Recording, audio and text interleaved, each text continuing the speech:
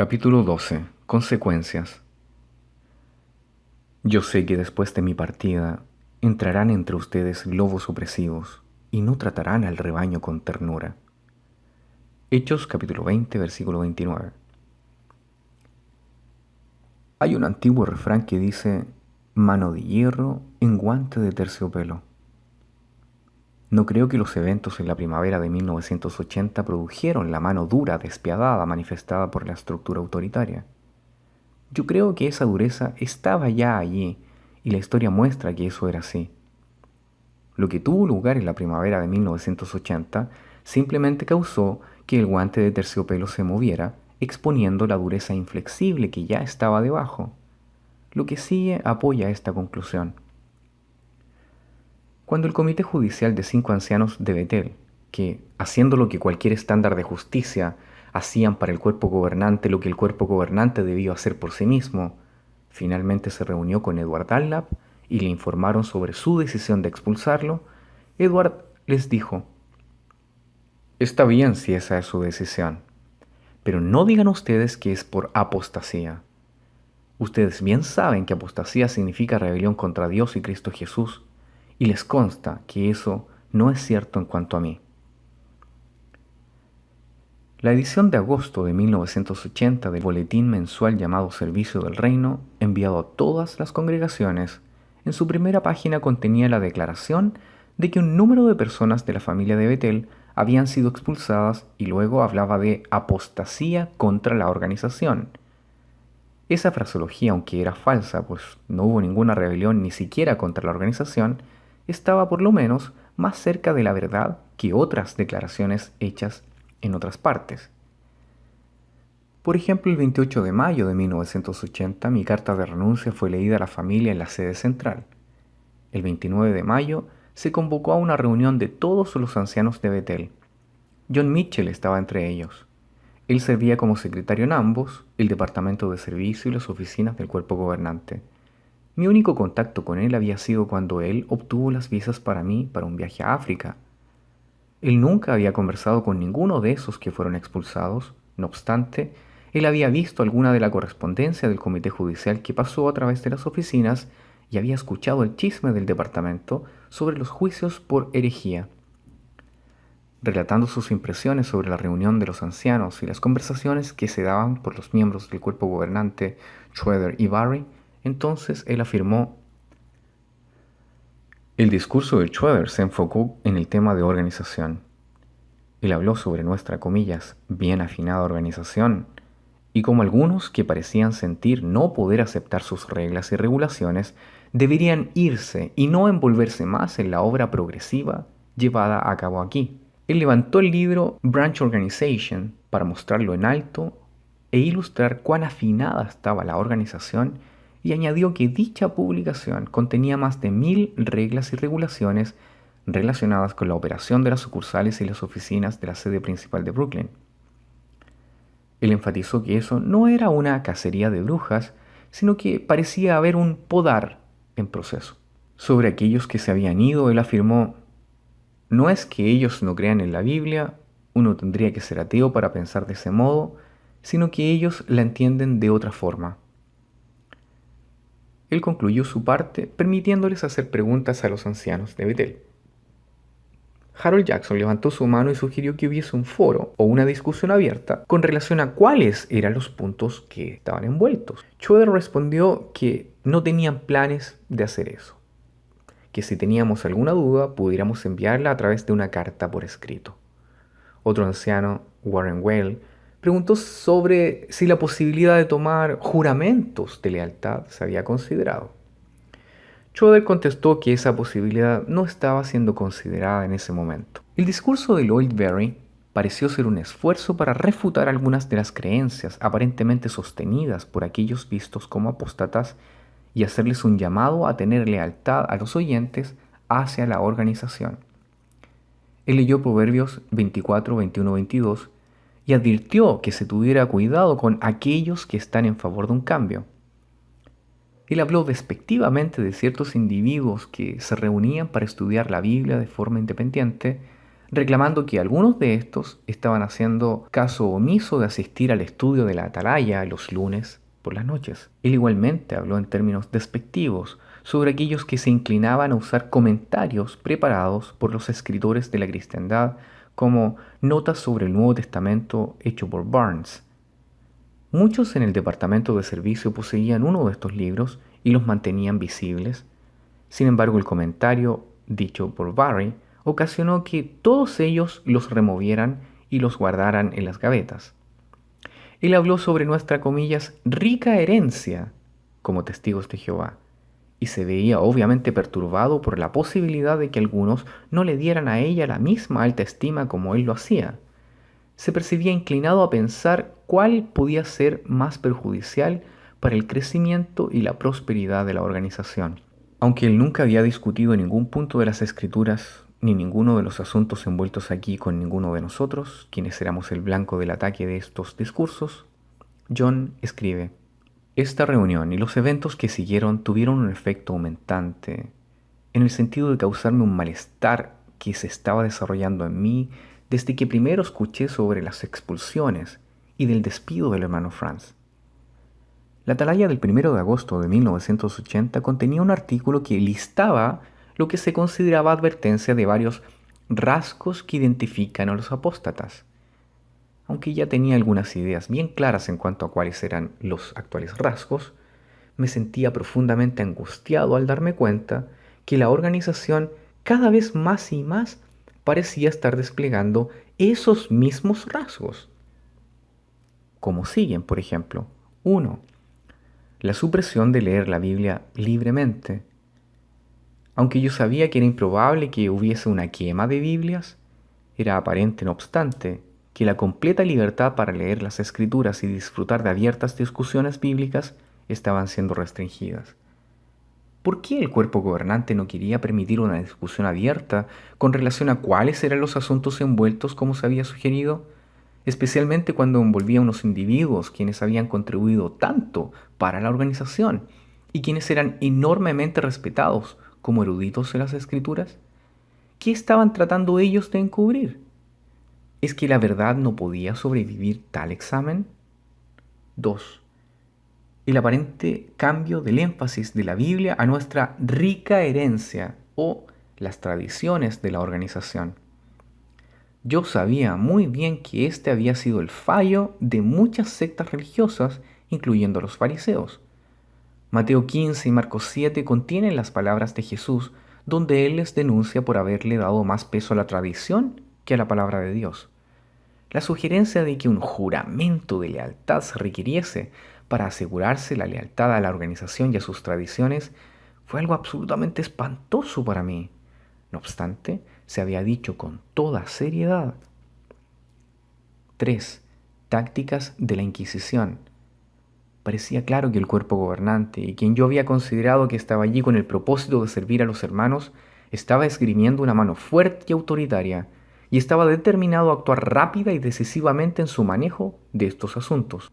¿No hubiese sido mucho más sabio y juicioso de parte de ellos haber actuado cuidadosa y deliberadamente, pesando y considerando los asuntos, y luego gradualmente y cautelosamente llegar a una decisión? Recuerdo haber estado pensando durante la reunión de ancianos: ¡Hey, deténganse! ¡No vayan tan ligero! ¿Es que no pueden ver lo que están haciendo? Y me sentía así, no porque fuera desleal a la organización, sino porque la amaba. Y quería más que nada que estuviese sólidamente cimentada sobre el firme fundamento de la verdad. Al igual que él, inicialmente mantuve las esperanzas que, después de la pesadilla, quizás un pensar más racional comenzara a prevalecer. Esa emocional, casi histérica mentalidad de estar siendo perseguido, que trató a un grupo pequeño de individuos concienzudos como si constituyeran un mastodonte, una amenaza contra la organización mundial, se reemplazara por un pensamiento y proceder más calmado y juicioso. Pero lo que tuvo lugar fue lo opuesto. Quizás nada ilustra tan claramente las increíbles demandas que ahora se hacían para la total conformidad como lo hace esta carta que sigue, enviada a todos los representantes viajeros, superintendentes de circuito distrito por el Departamento de Servicio de las Oficinas Internacionales fechada 1 de septiembre de 1980. Aquí se presenta la traducción del material original en inglés de las primeras 2 páginas de dicha carta. La sección bajo el encabezamiento Protegiendo el rebaño es de especial interés en esta discusión. Los puntos particularmente pertinentes se han subrayado. Traducción. 1 de septiembre de 1980. A todos los superintendentes de circuito distrito, queridos hermanos, conocemos que ustedes y sus esposas se benefician grandemente de la convención de distrito Amor Divino, la que trajo impresionadamente a nuestra atención porque el amor es la cualidad más benéfica que podemos desarrollar. El amor nos permite que permanezcamos unidos a pesar de las limitaciones e insuficiencias que manifestamos. Pueden estar seguros de que sus ejemplos amorosos edifican y fortalecen la fe de los hermanos a quienes les sirven. Nos da mucha alegría decirles que hemos recibido varias cartas informándonos del amor que ustedes y sus esposas han desplegado. Un cuerpo de ancianos, escribiendo sobre su superintendente de circuito, dijo: «Él está verdaderamente dedicado a hacer la voluntad de Jehová. Es de ayuda espiritual para todos, abordable al considerar cualquier asunto. Él está dispuesto a escuchar, mostrando empatía para con los hermanos. Podemos confiar en hermanos de esta talla cuando sobrevengan problemas futuros, que sabremos que vendrán. Confíen en que los hermanos atesoran su amistad, asociación y amor cuando genuinamente cuidan de las cosas que tienen que ver con ustedes. Así pues, continúen esforzándose por tratarlos amorosamente. Nunca les presionen ni regañen. Tomen la delantera, trabajen con ellos, exhórtenlos según sus necesidades. Sean pacientes si el progreso parece lento. Este trato amoroso y paciente refrescará a los hermanos». Protegiendo el rebaño. Una responsabilidad principal del superintendente al pastorear el rebaño de Dios bajo su custodia es protegerlos de los peligros. Hechos 20, 29 y 30 indica que los hombres que apostatan pueden constituir uno de estos peligros. Hay un buen estudio de este tema en la Atalaya del 1 de agosto de 1980. Conviene que se familiaricen a fondo con el contenido de ambos artículos de estudio. Animen especialmente a todos los ancianos y siervos ministeriales a hacer lo mismo. Muchos de ustedes ya han incluido puntos clave de estos artículos en el programa Continúen las cosas que aprendiste. Ayuden a los hermanos a discernir entre el que es un apóstata perturbador y el cristiano que se debilita en la fe y tiene dudas.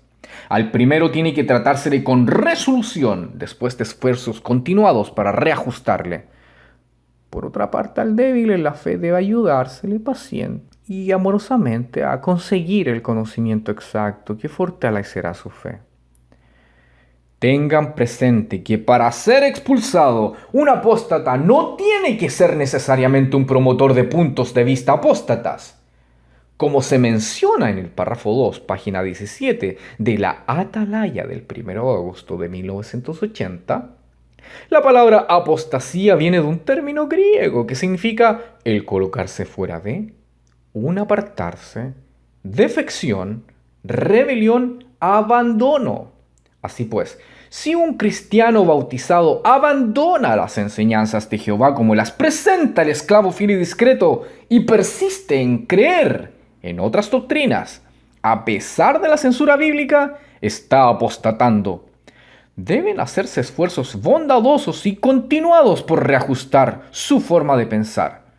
Sin embargo, si después de haber hecho estos esfuerzos continúa creyendo en ideas apóstatas y rechaza lo que se le ha provisto a través de la clase del esclavo fiel y discreto, entonces debe tomarse la acción judicial apropiada.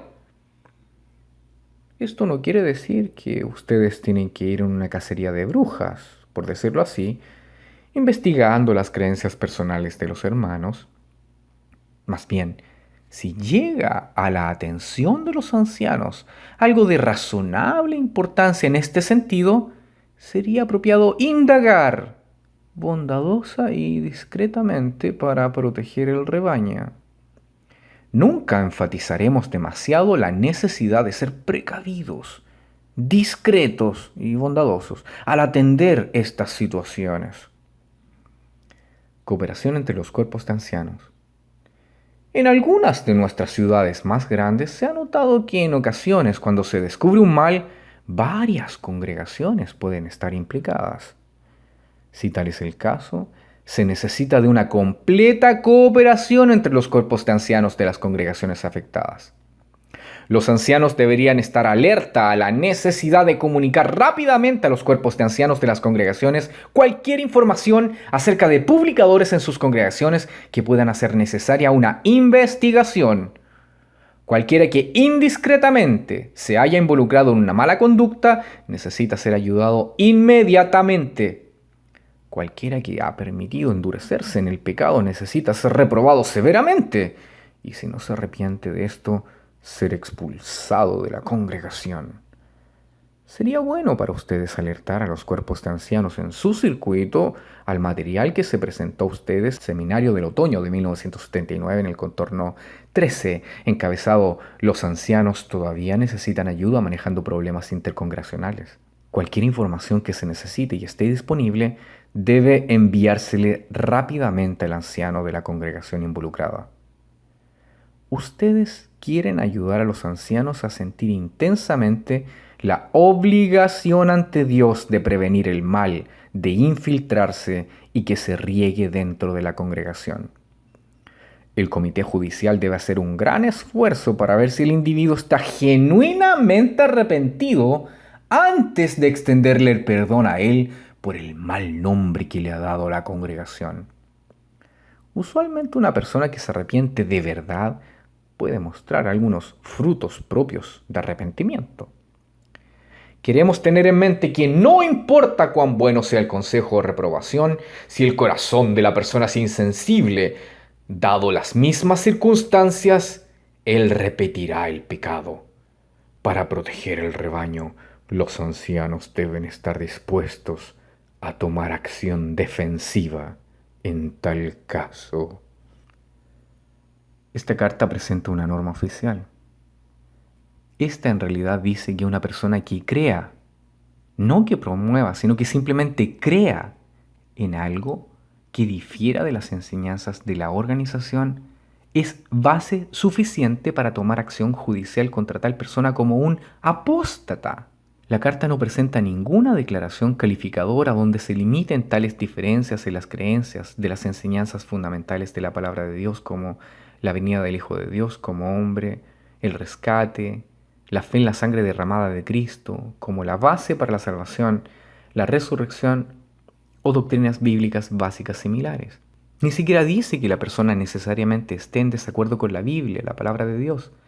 Más bien, yace en que él esté en desacuerdo con las enseñanzas de Jehová como las presenta el esclavo fiel y discreto. Lo cual viene a ser siendo algo así como el hecho de que un hombre acepte y obedezca el mensaje escrito de un rey no es garantía de su lealtad, sino que se trata de aceptar y obedecer lo que un esclavo mensajero alega que el rey quiso decir, lo que decide esto. Este símbolo en la parte superior de la carta en inglés del 10 de septiembre de 1980, S, C, G, identifica al autor de esta carta como Leon Weber. Pero no debe pensarse que esta norma de control de pensamientos fue el pensamiento de un solo individuo, ni tampoco fue una idea extremista que momentáneamente fue sacada de la manga, donde la persona pueda posteriormente sentirse, por haberse sido irreflexivo, avergonzado por haber tomado una posición tan áspera y sumamente anticristiana. Los autores estaban entre los miembros del Comité de Departamento de Servicio, cuyos miembros, por ejemplo, eran Harley Miller, David Olson, Joe Adams, Charles Moody y Leon Weber. Todos estos Eran por mucho tiempo representantes de la organización con décadas de experiencia tras esta. Ellos eran agentes del cuerpo gobernante de la supervisión de las actividades de miles de congregaciones y de todos los ancianos superintendentes de circuito y distrito de los Estados Unidos, donde hay millones de testigos de Jehová. Ellos estaban en contacto regular con el comité de servicio del cuerpo gobernante y estaban supuestos a estar plenamente familiarizados con las normas del cuerpo gobernante y armonizados con su pensar, sus puntos de vista y espíritu. Pero esto solo acrecienta el aspecto espantoso de la posesión que la carta tomó. Por lo que sé, debido a mis años de experiencia en el comité de servicio, toda carta con este tipo de importancia tiene que ser sometida al comité de servicio del cuerpo gobernante para tener su aprobación antes de ser enviada. Los miembros en ese tiempo del comité de servicio eran Jarak, Milton Henschel, Albert Schroeder, William Jackson y Martin Putzinger. Una objeción por un solo miembro de ese comité resultaría en que la carta se enviaría a ser considerada por el entero cuerpo gobernante para la decisión. Cualquiera fuera el caso, la carta y las normas envueltas evocan las memorias de la posesión de las autoridades religiosas durante la Inquisición. La carta tenía que ser aprobada por un número de representantes de las oficinas de la sede central, incluyendo algunos miembros del cuerpo gobernante. Siendo que las amistades de las personas, las relaciones familiares, el honor personal y otros intereses vitales estaban todos en juego, es de suponer que estos hombres hayan dado extensa y cuidadosa consideración a esa declaración del 1 de septiembre de 1980 antes de aprobarla como una expresión oficial del esclavo fiel y discreto de Jesucristo. Lo que ellos dijeron allí no era asunto de poco peso del cual se podía decir después: bueno, realmente lo que queríamos decir no es lo que aparenta decir la carta. Como muestran los hechos, individuos y muchas personas fueron expulsados y se les sigue expulsando sobre la base de esta norma de control de pensamiento declarada en la carta. La etiqueta denigrante de apóstata les es puesta a sus nombres simplemente por el solo hecho de que en sus corazones ellos no pueden aceptar todas las interpretaciones de la sociedad. Posiblemente esa política haya resultado o se inspiró en algo que se desarrolló a principios de ese año en una de las congregaciones de Nueva York. John Mitchell, quien, como se mencionó antes, había trabajado a jornada parcial en el departamento de servicio, relata lo siguiente. En alguna parte alrededor de este periodo, bajó un memorando de Frederick Franz, aparentemente en respuesta a una pregunta que había sido enviada por Harold Jackson. Al parecer había una precursora en una de las congregaciones de habla hispana y que sentía que ella no podía enseñar a conciencia que los 144.000 en Revelación 7 y 14 era un número literal. Ella dijo que no iba a hacer proselitismo ni buscaría publicar un punto de vista opuesto, pero que ella no quería enseñarles a aquellos con quienes ella estudiaba que los 144.000 era un número literal. La pregunta del hermano Jackson aparentemente era respecto a conocer si a esta persona se le pudiese o no considerar una apóstata. El memorando de Frederick Franz confirmó que tal persona de hecho sí se le podía ver como una apóstata y debería ser expulsada si ella no estaba de acuerdo en enseñar lo que la sociedad le instruía a enseñar. Recuerdo a alguien en el departamento de servicio comentar sobre el desenlace final de este caso y decir que la hermana había abjurado. Me asombré que tal terminología pudiese utilizarse sin el menor indicio de vergüenza. Uno pudiera pensar que la extrema posición tomada en la carta antes citada, del 10 de septiembre de 1980 y transmitida a todos los ancianos por los representantes viajeros, produciría, si no una tormenta de protesta, por lo menos alguna medida de expresión de desmayo de parte de los ancianos y otros. Pero ellos estaban muy entrenados para evitar que este fuera el caso. Unos cuantos individuos sí expresaron, pero cautelosamente, para no recibir también la etiqueta de apóstatas, su preocupación. Ciertamente la falta de protesta no fue porque ellos habían probado para ellos mismos lo que era la buena, la acepta y la perfecta voluntad de Dios, como insta el apóstol.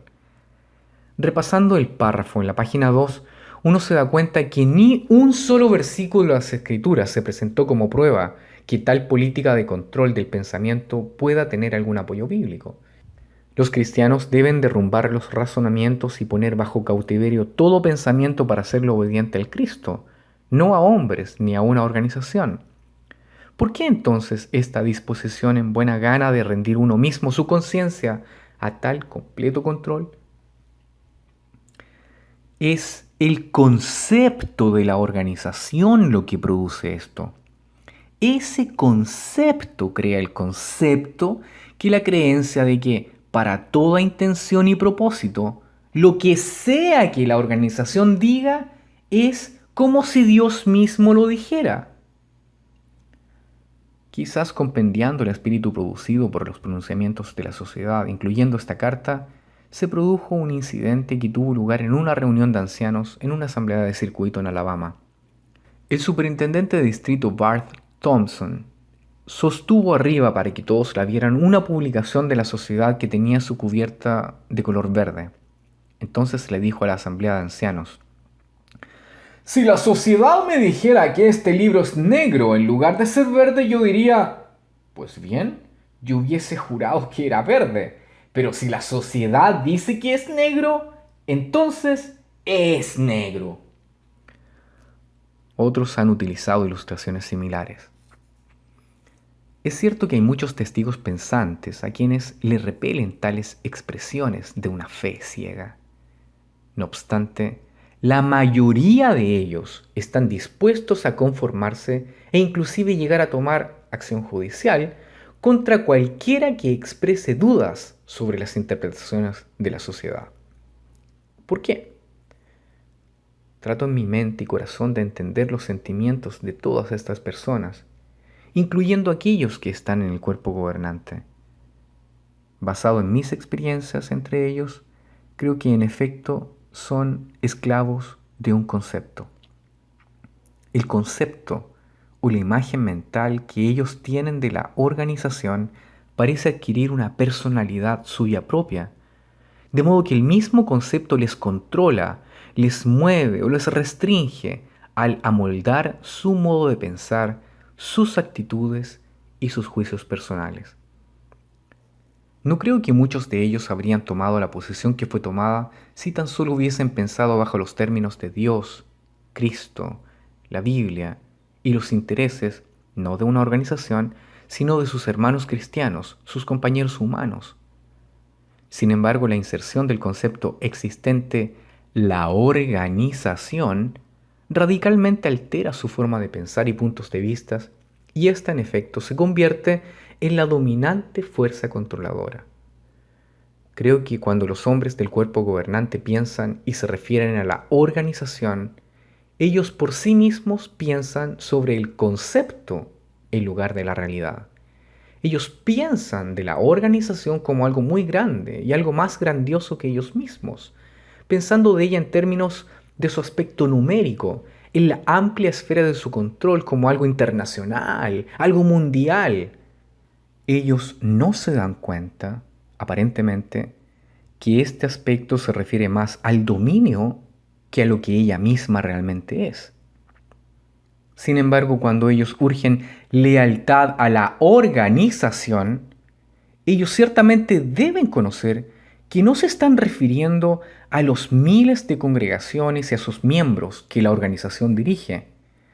Están hablando de lealtad a la fuente de esa directriz, a la fuente de esas enseñanzas, a la fuente de la autoridad, ya sea que los miembros del cuerpo gobernante lo reconozcan, o sea que prefieran no pensar sobre esto. Es un hecho que en estos aspectos cruciales, cuando ellos demandan lealtad a la organización, se olvidan que ellos, y solo ellos, son la organización. Cualquier otra autoridad que exista, sea la de los comités de las sucursales, la de los superintendentes de distrito y circuito, la de los cuerpos de ancianos en las congregaciones, esa autoridad es totalmente dependiente de ese pequeño cuerpo de hombres sujetos a ser ajustados, cambiados o removidos cuando ellos así lo decidan, unilateralmente, sin ser cuestionados. En la revista Despertar del 22 de junio del año 2000, la que antes se refirió hace estos comentarios. Los lemas son declaraciones genéricas que suelen emplearse para manifestar una postura u objetivo. Dada su vaguedad, es fácil concordar con ellos. Por ejemplo, en momentos de crisis o conflicto nacional, los demagogos tal vez salgan con lemas como mi nación, tenga o no la razón, patria, religión y familia, o libertad o muerte. Pero, ¿analiza la mayoría de la gente las verdaderas implicaciones de una crisis o un conflicto? ¿O sencillamente aceptan lo que se les dice? Con referencia a la Primera Guerra Mundial, Winston Churchill dijo en un libro: basta con una señal para transformar a estas multitudes de campesinos y obreros en poderosos ejércitos que se despedazarán mutuamente. Luego señaló que cuando se les ordenaba lo que tenían que hacer, la mayoría reaccionaba sin pensarlo. El propagandista también tiene una amplia gama de símbolos y signos para transmitir su mensaje. Una salva de 21 cañonazos, un saludo militar, una bandera. También se puede usar el amor a los padres. Así, figuras tales como el solar patrio, la madre patria, la madre iglesia son instrumentos útiles en las manos del sagaz persuasor. Como vemos, el astuto propagandismo puede paralizar el pensamiento, impedir que se razonen y analicen los asuntos con claridad y condicionar a las personas a actuar en masa. ¿Cómo podemos protegernos de su influjo? Yo creo que para la mayoría de aquellos miembros del cuerpo gobernante, al igual que el resto de los testigos de Jehová, la organización se ha convertido en algo que no tiene una naturaleza simbólica, algo abstracto o indefinido, sino que en un concepto de una entidad concreta. En lugar de decir la madre iglesia, es la madre organización. Quizás debido a este punto de vista tan iluso de la organización, un hombre puede ser miembro de tal cuerpo gobernante, poseedor de poder y autoridad virtualmente ilimitado, y no obstante no sentir un penetrante sentido de responsabilidad personal por lo que el cuerpo haga, por cualquier sufrimiento o cualquier información engañosa y el resultado de la consecuencia guía errónea. Fue la organización quien lo hizo, no nosotros, parece ser la forma de pensar. Y creyendo que la organización es el instrumento escogido por Dios, la responsabilidad se le pasa a Dios. Fue la voluntad de Él. Aun si más tarde tal decisión particular o enseñanza autoritaria particular resulta ser errónea y se cambia. Personas han sido expulsadas o en otros aspectos lastimados por decisiones erróneas. No obstante, un miembro individual del cuerpo gobernante siente que no tiene ningún tipo de responsabilidad personal. Expreso esos puntos aquí no como un medio para enunciar condenación, sino como un medio para proveer una explicación y como un intento de tratar de entender por qué ciertos hombres, a quienes considero honestos, individuos básicamente bondadosos, cómo pueden ser partícipes de lo que creo que ellos normalmente en sus propios corazones rechazarían. Creo que el concepto anteriormente descrito es trágicamente erróneo y es tan pernicioso como trágico. Es mi creencia que las acciones drásticas que se tomaron contra esas personas acusadas de apostasía fueron, en casi todos los casos, no solamente injustificadas, sino también repugnantes, indignantes, no solo para lo que es el cristianismo, sino también para cualquier sociedad de hombres libres. No obstante, mi esfuerzo por tratar de comprender me permite ser libre de fraguar o de albergar amargura hacia las personas involucradas, ya sea individual o colectivamente. La amargura es tanto contraproducente como destructora. Yo no conozco a ninguna persona de entre esos hombres a quien me negaría a recibirlo hospitalariamente en mi hogar, sin cuestionarle nada, sin necesidad de levantar el tema de una disculpa. Ni yo, ni ninguno de mis amigos personales habíamos considerado cortar con ellos, ni con ninguna otra persona de nuestra asociación por causa de una diferencia en entendimiento. El cortar no fue nuestro pensamiento ni acción de nuestra parte. Cuando me reuní con el cuerpo gobernante, la reunión se grabó y se me había prometido copia de esta grabación. ¿Qué sucedió con esta grabación? Creo que lo que aconteció ilustra bien los puntos que se acaban de presentar. Como 3 semanas después de haber regresado a Alabama, Tuve la ocasión para escribirle al cuerpo gobernante y aproveché la oportunidad para preguntarles sobre mi copia de la grabación. Recibí una respuesta fechada el 26 de junio de 1980. Aquí se presenta la traducción al español. Watchtower, Bible and Tract Society of Pennsylvania, 26 de junio de 1980. Estimado hermano Franz, se hace acuso de recibo de su carta fechada el 14 de junio. Investigamos con el departamento de exportación y ellos nos informaron que sus muebles se empacaron y que salieron de Brooklyn el martes 24 de junio, así que deberá estar recibiéndolos pronto.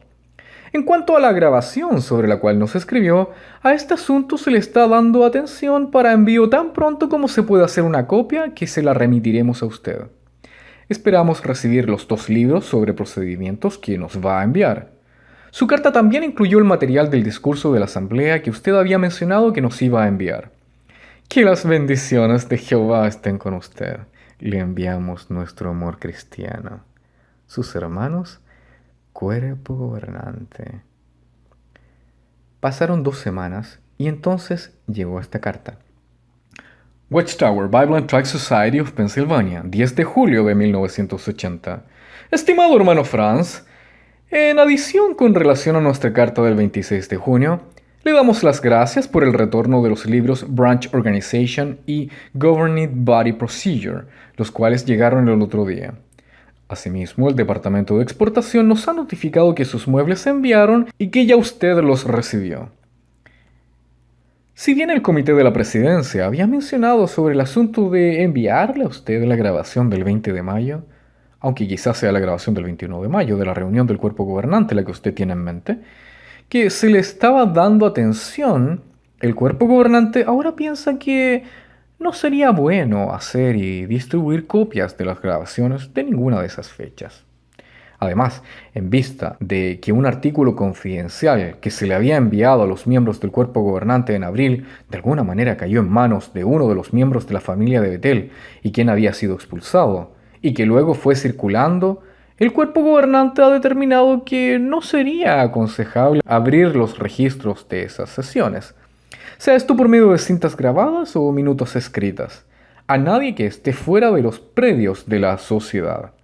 Aparte de que hubo un cambio en su categoría en la organización. Si en el futuro deseara obtener usted información de la grabación, no objetaremos en hacerla disponible para usted y que la escuche aquí, en Bethel. Si bien nosotros verbalmente sí mencionamos y también le escribimos que una copia de la grabación se le haría disponible para usted ahora, la situación ha cambiado seriamente. Como usted sin duda puede apreciar, el cuerpo gobernante piensa que este sería un curso más discreto. Esperamos que encuentre este arreglo uno razonable. Se espera que todo le vaya bien con usted y le enviamos nuestro amor y saludos cristianos, sus hermanos, cuerpo gobernante. Esta carta inevitablemente trajo de nuevo los recuerdos en cuanto a la manera en que los asuntos se habían manejado desde el principio, desde el tiempo en que el Comité de la Presidencia había puesto en marcha la maquinaria judicial y las acciones que produjeron las diferentes expulsiones. Yo había abrigado las esperanzas de que todo eso ya había pasado. No tenía manera de saber a qué se estaban refiriendo ellos con un artículo confidencial que se le había enviado a los miembros del cuerpo gobernante en abril. Mientras estuve en Brooklyn no había visto a ninguna de las personas que fueron expulsadas, ni las vi desde entonces, y el tiempo de mi regreso en Alabama tampoco las vi. Así que les contesté lo siguiente. 19 de julio de 1980, Sociedad Watchtower. Atención al Comité de la Presidencia. Queridos hermanos, con esta hago acuso de recibo de su carta fechada 10 de julio. Sí, recibimos los muebles en buenas condiciones y agradecemos el trabajo de los hermanos en el embarque y cuidado de estos. Tomo nota de lo que dicen con relación a la decisión de no enviarme la grabación del 21 de mayo, incorrectamente mencionada por mí como el 20 de mayo. Como ustedes deben darse cuenta, el acuerdo fue, y así se declaró por el presidente del cuerpo al principio de la sesión, que ésta se me proveería. No se estipuló ninguna condición, tal como mi estado o posición en la organización, el estar yo en Bethel o fuera de Bethel. Se hizo sencillamente el reconocimiento de la única provisión que exigí para que yo consintiera en que la sesión fuese grabada, y ustedes aceptaron y estuvieron de acuerdo con la estipulación. Ya que ustedes han reconocido por escrito que este es el caso, parece entonces que ustedes deben cumplir con lo acordado. Lo que otros hayan hecho no se puede usar como base para romper el acuerdo que ustedes hicieron conmigo.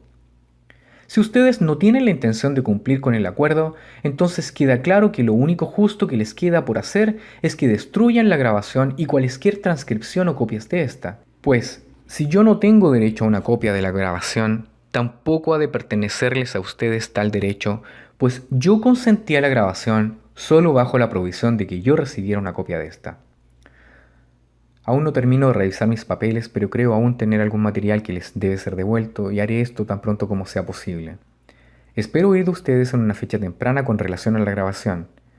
Estoy a la expectativa de recibir o la grabación o una carta de ustedes al efecto de que la grabación y cualquier copia o transcripciones se hayan destruido. Gracias por su atención a lo mencionado arriba y que Dios les ayude a sostener lealmente los altos principios de su palabra y las buenas nuevas acerca de su reino. Quedo de ustedes al servicio de Jehová. Su hermano Raymond Franz. Esta es la respuesta que el cuerpo gobernante me envió 3 semanas después. Watchtower Bible and Tract Society of Pennsylvania, 8 de agosto de 1980.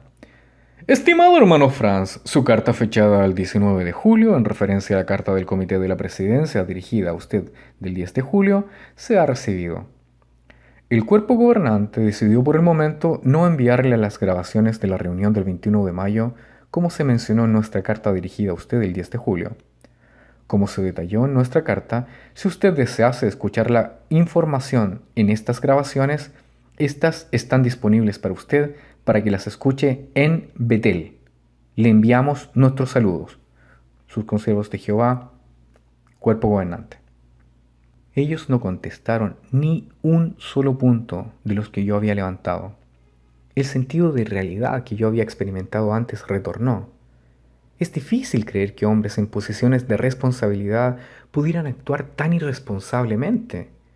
El tono de la carta comunicaba la actitud de que todos los derechos les pertenecían a ellos, a la organización, y que los derechos de los individuos podían ser simplemente ignorados. Si esto les parecía deseable y ventajoso, podían ser echados a un lado, como de poca consecuencia.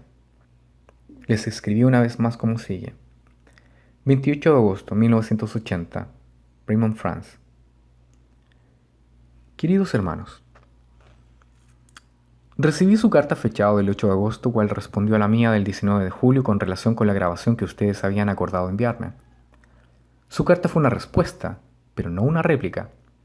Ella simplemente repite en forma abreviada su carta del 10 de julio y no da una réplica a los puntos presentados en mi carta del 19 de julio. El hecho es que ustedes tienen en su posesión las grabaciones de la reunión del 21 de mayo solo como resultado de un acuerdo que no honraron. El levantar nuevas condiciones después que un acuerdo se ha hecho y haciéndolo unilateralmente y arbitrariamente, ciertamente no es algo justo bajo ninguna norma. En su carta del 26 de junio, ustedes reconocieron por escrito que habían hecho un acuerdo de proveerme con una copia de la grabación de la reunión y declararon la intención de preparar tal copia y enviármela. Mi estado o condición en la organización ya había cambiado en aquel entonces, sin embargo, esto se usó subsecuentemente como base para no cumplir con el acuerdo. Las razones dadas para no cumplir con su parte del acuerdo, como se expresaron en su carta del 10 de julio, no son en ninguna manera una justificación para violar el contrato. Permítanme exhortarles a que mediten sobre las consecuencias de tal curso de acción, manteniendo en la mente los principios expresados en Levítico 19:15 y Romanos 1:31. En vista de su evidente preocupación con relación al desprenderse de una copia de la grabación, les he ofrecido la única alternativa honorable, la de eliminar la grabación y cualesquier copia o transcripciones. Si ustedes desean conservar la grabación, entonces la única cosa justa a hacer es mantener el acuerdo mediante el cual la obtuvieron. No tengo dudas de que si las circunstancias fueran las supuestas, con la grabación estando en mi posesión y ustedes solicitando la copia acordada, ustedes tomarían la misma posesión que yo he tomado. Por favor, acéptenlo aquí dicho como una expresión de preocupación por su interés espiritual, tanto por el de los hermanos en todas partes. Aunque mi posición sea vista como una posición baja y no alta, Agradecería el que ustedes manifestaran consideración por los puntos presentados en esta carta y en mi carta del 19 de julio. Su hermano Raymond Franz. Casi un mes más tarde llegó otra carta. Watchtower Bible and Tract Society of Pennsylvania, 24 de septiembre de 1980. Estimado hermano Franz, su carta del 28 de agosto de 1980 se ha recibido y se le ha dado consideración. Esto es para informarle que las grabaciones de la reunión del 21 de mayo de 1980, a las cuales usted ha hecho referencia, ahora han sido destruidas. Hubo 3 testigos del cuerpo gobernante que estuvieron presentes cuando las grabaciones fueron destruidas. No hubo transcripciones escritas del material que fue grabado, ni tampoco había copias grabadas de estas. Las cintas fueron totalmente destruidas. Esto está de acuerdo con sus deseos como fueron expresados en su correspondencia a nosotros, sus hermanos. Cuerpo gobernante. Como en la correspondencia presentada anteriormente, mis deseos actuales eran obtener una copia de las grabaciones, no que se destruyeran las grabaciones, que me dieran las copias como habían prometido. Siendo que claramente ellos no estaban dispuestos a cumplir con su parte, a ellos yo les ofrecí una opción, la que finalmente ejercieron. De todos modos, yo estaba contento con que el asunto ya quedara resuelto y esperanzado que en lo sucesivo ese fuera el fin de mis tratos con el cuerpo gobernante, pero no lo fue. Algunas semanas después de mi regreso a Alabama y antes de mi intercambio de correspondencia mencionado aquí arriba, la sociedad me había enviado un cheque por $10,000 como regalo para ayudarme a restablecerme en el sur. Yo no había hecho ninguna solicitud de dinero y la acción tomada fue tanto inesperada como apreciada. Hice un préstamo de otros $5,000 para obtener una casa rodante y Peter Gregerson me permitió estacionar esta en su propiedad. Me sentía muy agradecido y al mismo tiempo económicamente obligado de poder hacer una tremenda labor física para Peter en el mantenimiento de sus terrenos. Cada día lo pasaba cortando el césped, sacando maleza, podando los cercados, siendo picado por abejones y avispas chaqueta amarilla, picado por innumerables hormigas, sudando durante un periodo de 30 días consecutivos cuando bajo el sol la temperatura pasaba de 100 grados o 35 grados centígrados. No puedo recordar ningún otro periodo en mi vida cuando hubiese experimentado el dolor físico constante que experimenté durante esos meses. Sin embargo, me sentía agradecido por ello, pues me distraía del dolor emocional que yo sentía. La ayuda más grande para ambos, mi esposa y yo pese a todo, fue nuestra lectura diaria de las Escrituras. Cada mañana leíamos 4 de los salmos, haciendo esto consecutivamente hasta que los completamos.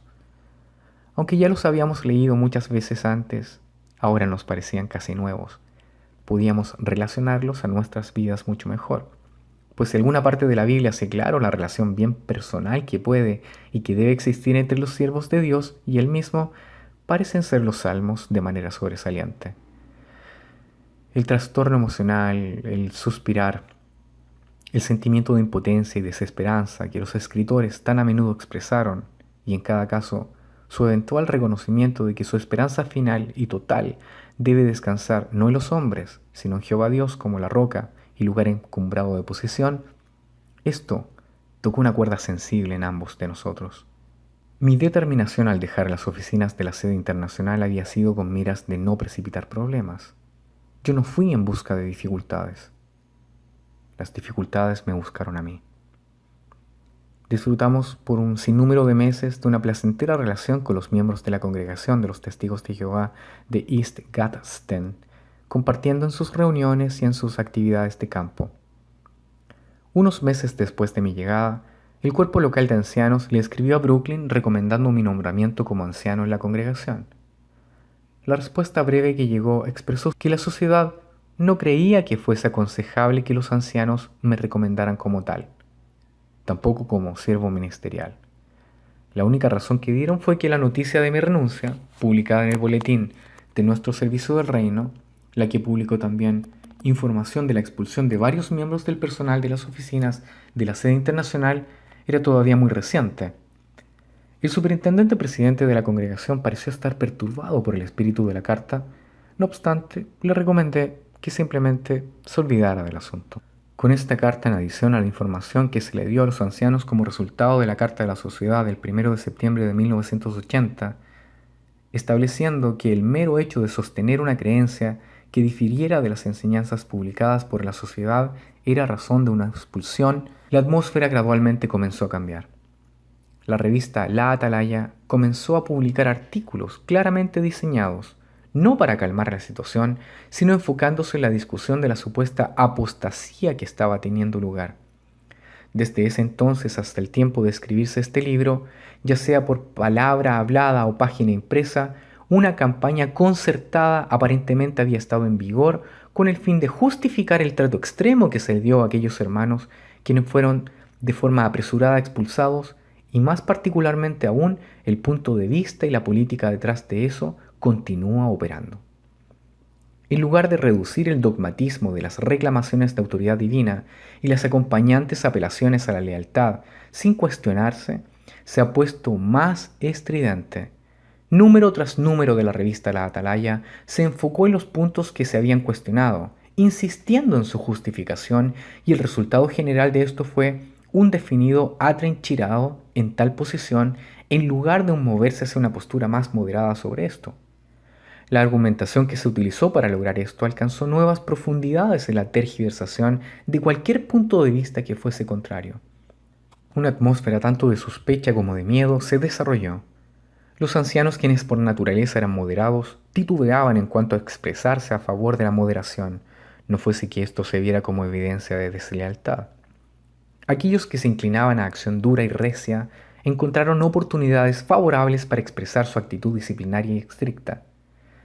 Esto trajo a mi mente el periodo de McCarthy en Estados Unidos, cuando cualquiera que hablara a favor de los derechos civiles y la libertad, o expresara su desaprobación por los métodos brutales utilizados para aplastar las ideologías que no fueran populares, estaba en verdadero peligro de ser clasificado como un simpatizante del comunismo o un afiliado político de los elementos radicales.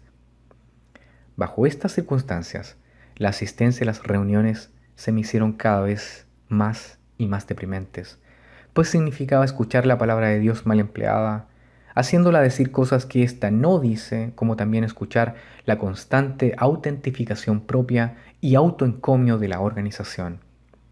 Esto hacía que uno deseara que hubiese al menos la libertad de expresión que se encontraba en las sinagogas del primer siglo, que le permitía a las personas, como por ejemplo a los apóstoles, la oportunidad de hablar a favor de la verdad, aunque aún entonces esto llevaba inevitablemente a un endurecimiento de actitud que eventualmente les cerraba las puertas de la sinagoga. Pero como le comenté a Peter Gregerson, yo simplemente me consideraba un visitante en el Salón del Reino.